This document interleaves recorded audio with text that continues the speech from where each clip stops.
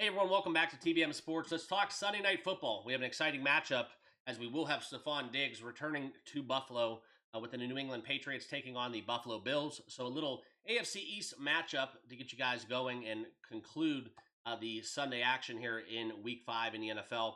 Talk about it, and we'll get into my best bets as we get deeper into this video, okay? A couple things we're looking at, and if you guys are not yet subscribed to the channel, please do so now. Join us. Completely free to do so. These are free picks. Hit that like button, hit that subscribe button, and also be sure to follow me on X, Instagram, all that good stuff. And let's use Outlier to break this all down as we look at the New England Patriots. Plus 360 on the money line and also catching 7.5 at a plus 100 price. So this number has seen significant movement. If you want to talk about where we're going to see it kind of finish up at, I do think that we will see New England close at a 7-point favorite, 7-point underdog right at kickoff. Some late money has moved this from an 8 down to a 7.5. But we have the whole day, and also you always have the propensity for primetime Sunday and Monday games. A lot of people chasing numbers as well, so it would not shock me whatsoever if people jumped in last minute, and we did close this out as New England at a 7-point underdog in the spot. Okay, a couple things to talk about though. Josh Allen and the Buffalo Bills, they, for all things considered, I think that there's a very strong case to be made. I don't see a world where they don't get to 14 wins on the season. I think they are, from a regular season record standpoint, not necessarily me taking them to win the Super Bowl, going to be that darling. I guess you would say they may have the best record in the NFL, maybe them and the Eagles as things kind of unfold. But for all things considered right now, the total set at 49.5. I think both of these defenses, as we look at it, okay, 17th for the Buffalo Bills. They have allowed a lot of touchdowns, the red zone inefficiencies.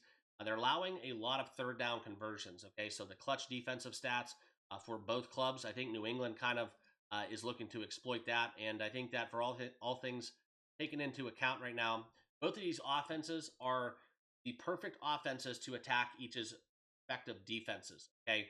So outside of this being a potential for a primetime under, I lean towards the side of the over 49.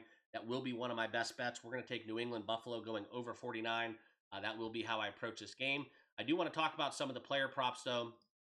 I'm not going to get involved with Buffalo. If you wanted to take them in a two-leg teaser, that is a great dance partner as they are 7.5-point favorites at home.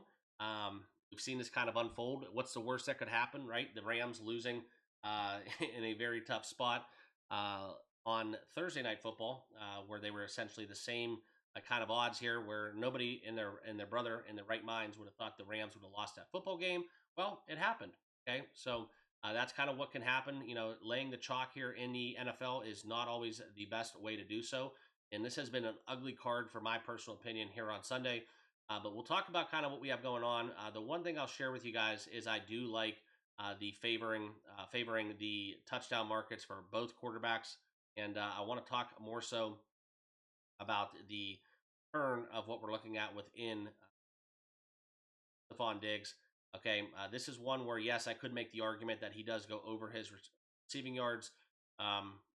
This is kind of where in week 4 we saw him have 6 receptions and 101 yards. I think that's something where he is the undoubted favored target for Drake May.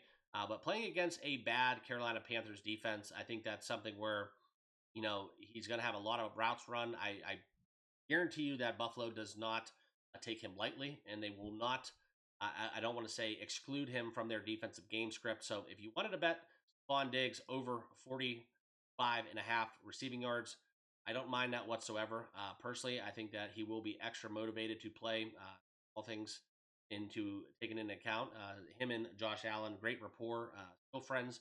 And you looking at that receiving yards here allowed the wide receiver position for Buffalo. It's a horrible matchup, so that's why it's not going to make my card officially, but the kind of reasons that have nothing to do with X's and O's, I would not shock me if the narrative did supply Diggs with receiving yards going over that total that's now sitting at 45.5. Me personally, I usually like to go under in those spots, right? I usually like to fade the big narratives, and that's kind of where I stack up. Next, I want to talk about the touchdowns, and I will be kind of getting into the Josh Allen touchdown market, minus 115. I think you get some great value here. He's had a touchdown in 2 of the 4 games this season, and I do think he will find the end zone going against the likes of New England. They have not given up a touchdown to a rushing to a rushing quarterback this season. However, that was against essentially the likes of who did they play? Um, that's where we look at to basically Carolina, Pittsburgh, Miami, and Las Vegas. So not really the quarterbacks that would essentially have the same effectiveness behind the end zone as Josh Allen. But I like Josh Allen going over a half touchdown at minus 115. We'll be making that bet. And then also, I do want to talk about the a touchdown score here on the other side of the ball, and that's going to be where we look at the likes of Drake May. Okay, so let me find Drake May. And right now at plus 425, this is a home run, but I do think there is some value. He's had 2 touchdowns of his 4 games this season. And if he's going to take matters into his own hands, quarterback sneaks around the goal line, just it's a very, very strong case to be made that Drake May will have a touchdown in this game. And I think that Josh Allen on the other side of the ball, kind of returning serve, right? Almost a mirror image of each other in some form or fashion. What they were looking to do coming out of college. I would not be shocked if Drake May found the end zone, but I do also like him longest rush. I think that's a better way to do this, taking his longest rush over 12 and a half. He's hit this in 2 of his last 4, and over 12 and a half at minus 110. I do like that one quite a bit.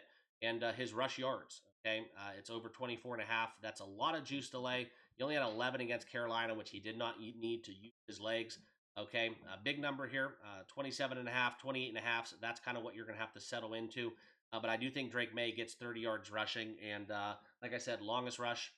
And if you do want to take some long shot value, Drake May for a touchdown would be a very nice bet there at plus 425.